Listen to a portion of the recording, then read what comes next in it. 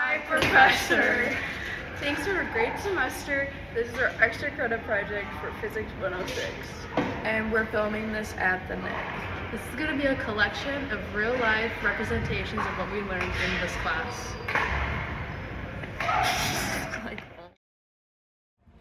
First, we will be demonstrating downhill skiing. On this ledge, I have friction force pulling me backwards, weight pulling me down, and normal force pulling me up perpendicular, keeping me from sinking in the snow. Here we'll have Maddie representing the downhill skiing on a decline at the NIC.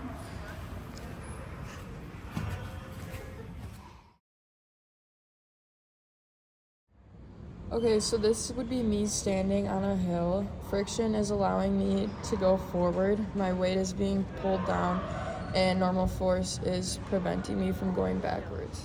And in this example, Maddie is going to be demonstrating what standing on a hill with all these forces looks like.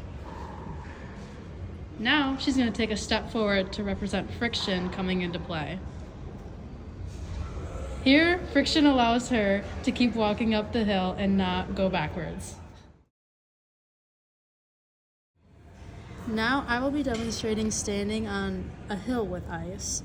Standing on a hill with ice significantly reduces the friction, as ice produces less traction, causing a lot of slipping and sliding. Here Sylvia is going to represent what it looks like to be standing on a hill with ice.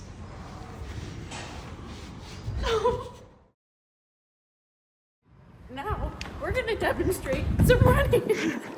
This is an action-reaction pair. This is the force that the runner is applying to the ground, and then this is the ground reaction force that's being applied to the runner while running.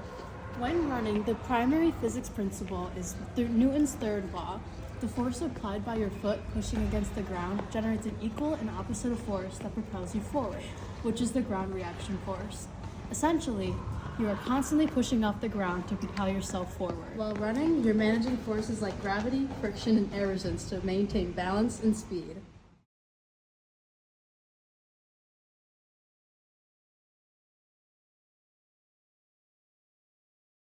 Next, we're going to be calculating hang time with this ball. This is the estimate of what we think the numbers are for the hang time of a med ball that is being thrown. So we put that it's being thrown at 2 meters per second at a 60-degree angle, leaving the hang time to be 0.35 seconds. These are the free body diagrams of the med ball being thrown. The weight is being pulled down. This is the drag force that is pointed at the direction of the person who threw the ball first. And then this is the weight of the person who's catching the ball being pushed down.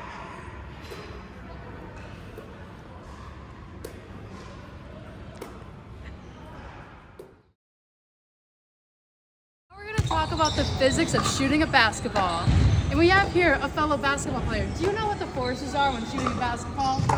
All right, well, I'm going to tell you. So, when you're shooting a basketball like that, the primary forces acting on the ball are your hand pushing the ball upwards and the force of gravity is pulling it downwards. And then the air resistance while you're shooting it is opposing it while it's in the air. So your hand generates the upward force, while gravity acts on the ball to pull it back down. And then air resistance is slightly affecting the trajectory. Okay, thank you.